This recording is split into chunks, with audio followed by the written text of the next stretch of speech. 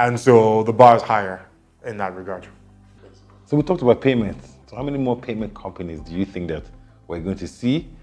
What do you think is driving it? And is there going to be any consolidation or apathy in that space? Or is there more to come? I mean, there's a lot more there's a lot more of them coming, definitely. Again, barriers to entry aren't as significant as they used to be. So although the CBN is coming up the with CBN is creating some pretty yes. steep banners, some barriers. So I think that slowed things down a little bit, but I do think there will be some rationalization of that, and we will continue to see action in there.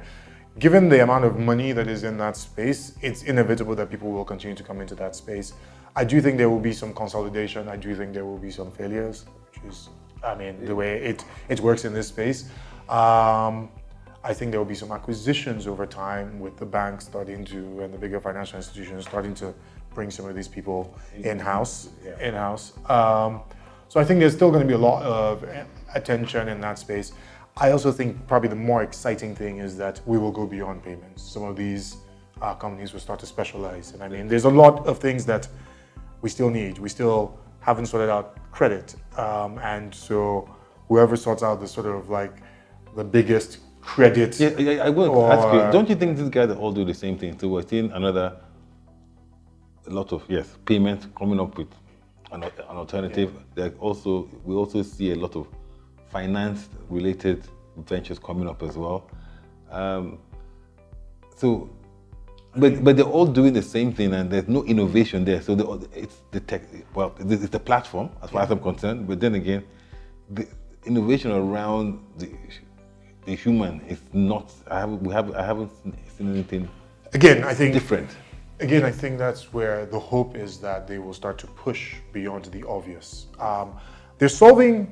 I think a lot of them are solving fairly obvious and fairly basic problems. I do think there's innovation, and some of it is just innovation in form, some of it is innovation in the bouquet of services, and a lot of it is innovation that, I mean, theoretically could have been done by bigger institutions, but hasn't, and so these smaller, more nimble companies are. I think there's also sort of a wave of super apps coming, where you're going to see more of this sort of cross-servicing, where something that's said as an Okada company is going to end up offering payment services, and so there's a wave of consolidation and cross-service coming. But I think at the end of that, we will see more people pushing to solve new and different problems. I do think there is a cyclical thing where at some point e-commerce was the big thing, and then payments became the big thing, and perhaps it will be cryptocurrency. Whatever it is will have its moment as well. Because we see all these companies coming up, but a key variable is scale, and that's one of the challenges that we've seen. Great ideas, great benefit, but no one's scaling like you would expect from a platform that has set up to scale. I think some of that has to do with the macroeconomic condition of Nigeria specifically. But I mean, if you just take Lagos for example, where it's a country, 20 million people, fairly decent third, fourth industrial revolution infrastructure. Why haven't we scaled anything in this part? Again, logistics are difficult and challenging. But I do think some of these companies are achieving some scale. I don't have the numbers offhand in terms of how many people they're serving, but in terms of transactions processed, your pay stacks, your Flutterwaves, are starting to do some numbers.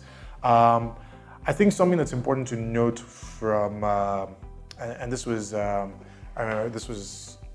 Ajia Soho of Minds, and I think Titi, a couple of people at our FinTech Town Hall spoke about the fact that all of this payments infrastructure, all of this work that's happening in FinTech really is preparing to serve the other sectors. Essentially, these FinTech companies are an infrastructure layer, and they're an essential infrastructure layer for other companies to build on. And so the more companies we have doing interesting and engaging work that reaches millions of people in agriculture, in education, in transport, whatever it is, then the more of a chance that these FinTech companies will actually attain some scale that matters. Okay, my final question has to be, you just did something with women in tech. Yes. And clearly, I mean, we know there's not enough women in tech. And if you're going to really create solutions, you need diversity in the people that are driving it. So how do you think we're going to solve that problem? Because we do have a lot of creative, innovative, even users in the women's space. How do we get more women invested from an investment perspective and also from a functional and expertise? So I got to say, I mean, it's a great question. And so we did Tech Women Lagos, and our plan is to do other cities, both in Nigeria and across the continent, and do Tech Women projects in each of them. And fundamentally, what we wanted to do was show young women thinking about their careers that there's space for them in tech. I do have to say, we didn't have difficulty finding 50 women in technology. Well, that's easy. Well, I'll say, and we went from people who had 2 years in technology doing UX design to people who had 25 years or 30 years of experience in technology, have been executives, country managers, founders, etc. Now we want more founders. I think of our 50 women, only 8 of them were founders. But overall, my sense is you have to demystify it. You have to make it clear that there's opportunities for people, for women to come in here by creating this fantastic showcase. If you go to techwomenlagos.com, you'll find the profiles of these 50 women. We want people to invite them to conferences and have female speakers, no more manuals. Yeah. We want people to invest in their businesses. We want people to support them in their careers.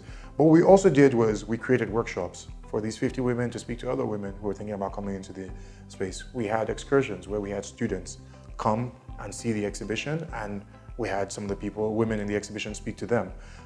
We're creating a documentary around that project, a Tech Women documentary, which we're going to show to 650 secondary schools. And so those kind of efforts essentially make it clear that there's space for women in this industry, and that these are other women who've done it. Here's a path. Here are people you can contact. Here are people who are doing it and who you can be like. Efforts like ours and the many sort of like Code Lagos and Tech Her and organizations like that are doing trainings for women are absolutely critical. It is important to note that to come and be a woman in technology, you don't have to be a coder.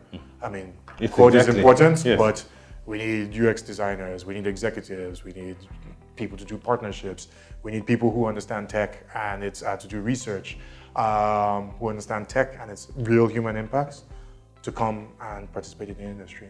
And I think the future is bright in that regard. I look forward to. Tomiwa, thank you very much for coming on to Tech Turks and sharing your wealth of knowledge in this space. We'll continue the conversation offline. Thank you.